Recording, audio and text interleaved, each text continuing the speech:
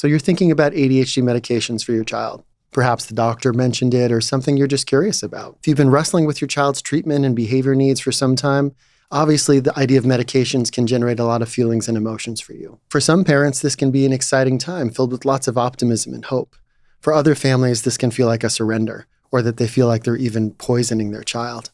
So take heed. Admittedly, this is a scary time and generates a lot of emotion and feeling for families. And this can only be managed with the right combination of information and advice. So today I want to help you sift through the wealth of information online and things that you've been told, the goal of which is to help you gather good information, or at the very least generate good questions for you to share with your provider.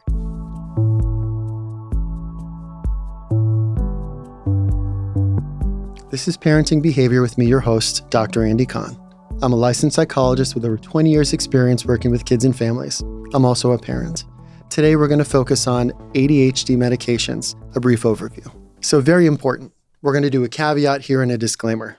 First and foremost, it's important to know that Understood is not in any way affiliated with pharmaceutical industry or people who sell or manufacture medications. Today is entirely for informational purposes.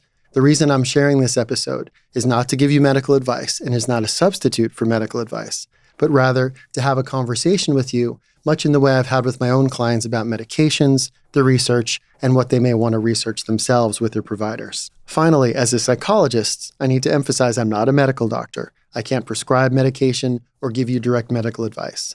But I can have conversations with you here today, much like I do with my own clients, sharing the research and information so that you can make good decisions for yourself with the support of your physician. Okay, let's get started.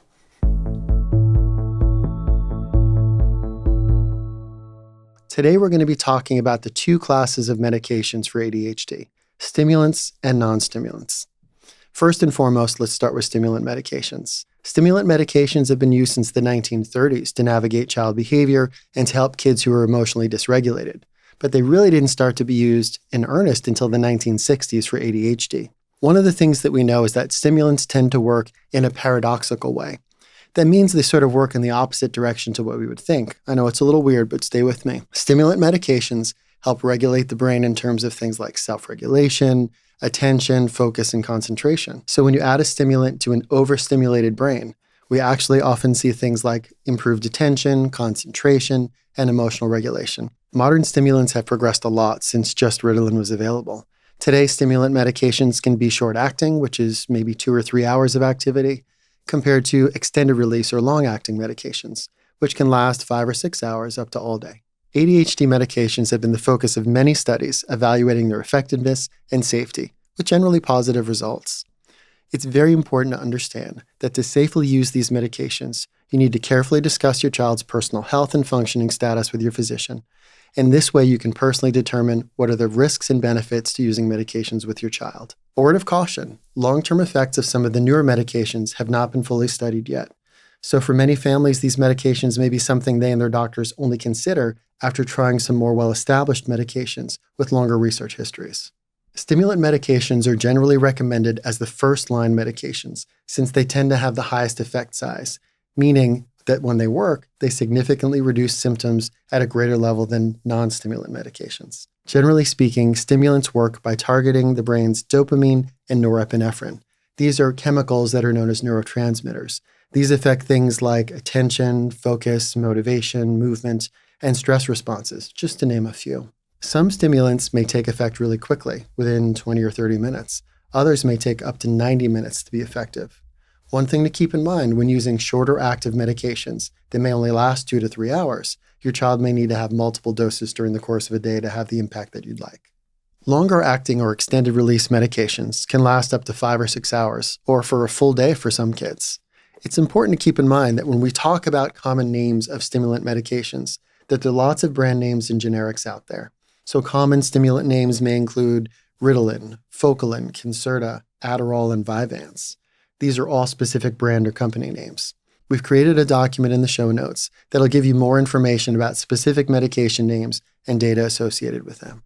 Current research indicates that approximately 70 to 80% of people who take stimulant medications for ADHD have a positive response. Keep in mind that when someone says that stimulant medications don't work for them, it means that they're not having the positive response that they would expect, or perhaps the side effect profile is preventing them from benefiting from the medication. An important caveat here.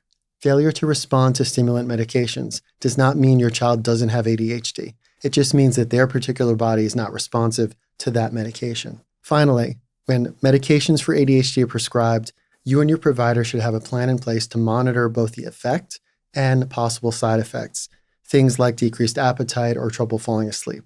If the side effects of a medication are mild, but the positive symptom impact is also noted, it may be worthwhile to talk to your physician about keeping that medication in place while trying to let the side effects fade, which happens for some kids. Another thing to keep in mind is that if side effects become too intrusive or they affect your child's functioning, like worsening mood, it may be really important to talk to your doctor about a discontinuation of that medication or making a change.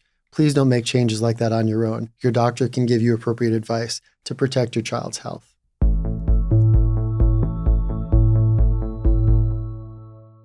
Now on to non-stimulant medications. Over the last 20 years, a variety of non-stimulant medications for ADHD have been developed.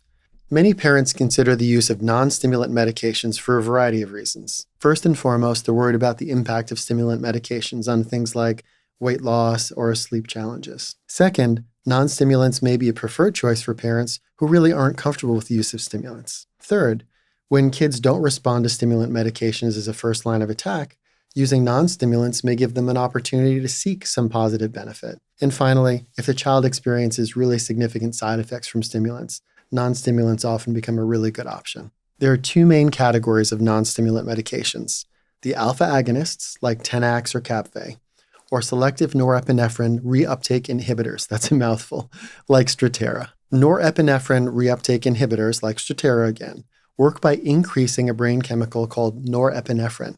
It's a neurotransmitter that's linked to attention, or inattention in this case. The alpha agonists like Tenax and Capve are adapted from blood pressure medications, and they're designed to lower the overall reactivity of the human body to help calm the body and calm the challenges kids may have with energy or attention. Unlike stimulants, non-stimulant medications can take anywhere from 4 to 6 weeks to become effective, so that's really important to keep in mind. And finally, there's a link in the show notes to talk more about examples and details about both stimulants and non-stimulant medications. Before moving on, I want to briefly mention how you go about getting medication management services for your child.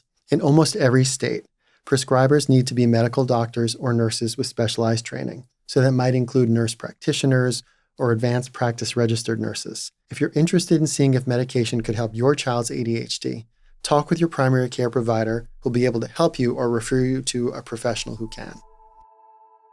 Okay, that's all for this episode. But we're going to continue this discussion on ADHD medications next time on Parenting Behavior. On that episode, we're going to go over side effects, dosing, and fine-tuning medications. Thanks so much for joining us. And remember to subscribe for more content like this. Understood is a nonprofit organization dedicated to empowering people with learning and thinking differences, like ADHD and dyslexia. If you want to help us continue our important mission, donate at understood.org/give.